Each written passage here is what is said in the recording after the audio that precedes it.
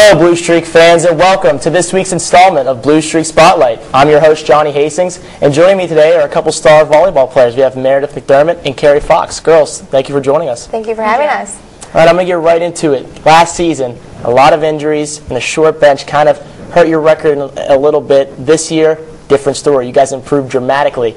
A lot of that's due to the work you guys put in the offseason, as well as your head coach, Kelly Plummer, doing a terrific job recruiting and bringing in young talent. Can you describe to me and the fans out there the difference in the environment in JCU volleyball this year compared to last? Well, our leadership has definitely improved this year. Having Carrie Foxx as the captain and we have taken the role to enhance our program, and having our freshmen come into like a welcoming program and having them step up as well, as long as our sophomores do too. Carrie? Yeah, I think how Meredith said, I think it was a lot of just everyone blending together and bonding together. The freshmen did a great job coming in and being part of the team right away. And just everyone's really focused on the same goal of getting one of those top spots in conference and making the playoffs. So I think everyone's pretty much focused on the same thing. Well, that's terrific. And Meredith, I'm going to ask you a few questions individually. Awesome. You're from the Cleveland area here, and your major is exercise science, and you have some post-graduation plans. Can you elaborate a little bit to the fans out there what you plan on doing after your volleyball career? Well, I'm graduating with my major of exercise science. I eventually want to go to grad school for physical therapy and occupational therapy. I'm looking at a school down in Florida called St. Augustine. Hoping to get into that school in the next coming years and pursue my career of hopefully working with a professional team or even like the Cleveland Clinic to get involved with sports and stay in the whole program. Well, you're going to be getting to those plans a few years down the road, but right now you're the setter here for the John Carroll volleyball team, and you're not only the setter, but you're a pretty good one at that. You've set a ton of records here. Your time at John Carroll, you're the all-time leader in assists, and you're one of 11 players in the OAC to surpass 4,000 assists. First, congratulations. Thank you. And secondly, how have you been able to keep up with that consistent play throughout your career here at John Carroll? Well, it hasn't been that difficult. I have the team sitting me behind me. I have the passers to give me the pass where I can set, and I also have Carrie Foxx and all the other hitters that are able to put the ball down.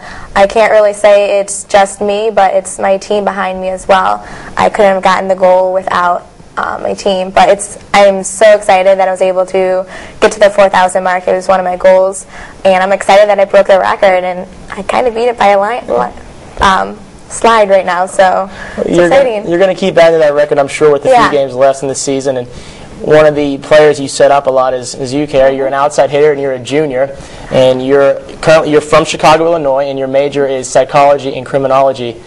Can you explain to viewers what you plan on doing? I know you're only a junior, but I'm sure you have some plans after when you graduate here from John Carroll. Yes, I want to go right into the workforce and hopefully work with the federal government, some sort of job involving white-collar crime. And so my senior year, I'll try to get an internship around the Cleveland area, and then I have to decide from there if I want to stay in Cleveland or go back to Chicago. Will we be seeing you on CSI anytime soon? Or? That's the plan. Okay. We'll see. All right. But right now you're a junior, like we said. You guys are one of the older players on the team. You have taken a new role, Carrie, this year. You know, you're no longer a sophomore. You're an upperclassman. You're a leader on this team. How has your role changed from last year to this year?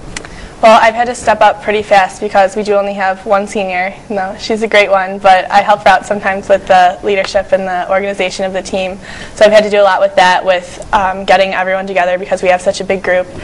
And personally, I've had to step up my play on the court a little more, being one of the outside hitters.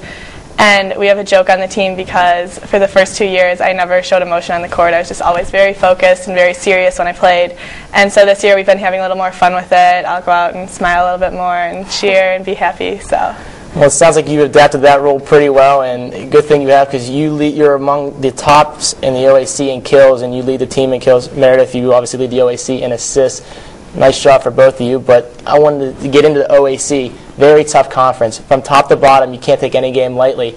How does your mindset differ from non-conference play at the beginning of the year when you go to a couple tournaments, I know Carnegie Mellon, to actual OAC play? It has to change a little bit, right? Of course. Going into regular season, we are preparing for the OAC. OAC's the actual season. We need to win every game because we want to be the top seed or at least host in the season or have a game come to our house. It's the most important thing that we need to do. We need to come out and play every game with intensity and power. It's just what we need to do. Kerry? We always say there's really 2 seasons within our full season, the preseason and then the actual OAC season. And I think at the beginning we were focused a lot on how well we did in the first half of the season. We did very, very well. We were on a long winning streak. But we had to explain to the girls and stress that now we're in the real season, the OAC season, and we need to push hard every game. And like Meredith said, we need to win every game. Go out there and with the winning mentality and to win OACs or to at least host the top 4 teams in our conference, host a playoff game. So that's our ultimate goal.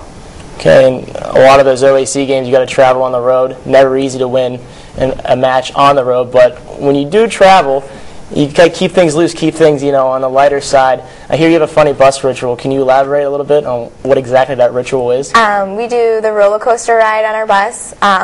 It's led by our freshman Mary Kate.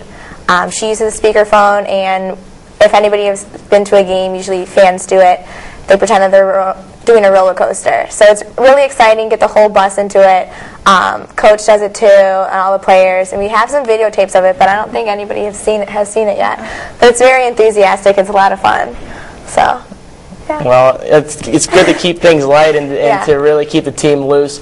And I'm glad you guys have adapted to that kind of loose mentality. You show a lot of emotion, a lot of energy on the court, and it's always good to see, from my part, as I broadcast a lot of your games, and for the fans out there, to see that sort of enthusiasm. And from now on, hopefully you'll go in OAC play and in the tournament and do some damage. And we wish you guys nothing but the best. Thank you. Thanks for joining us. All right, and that'll do it for this week's installment of Blue Streak Spotlight. I'm Johnny Hastings. Have a good day, everybody.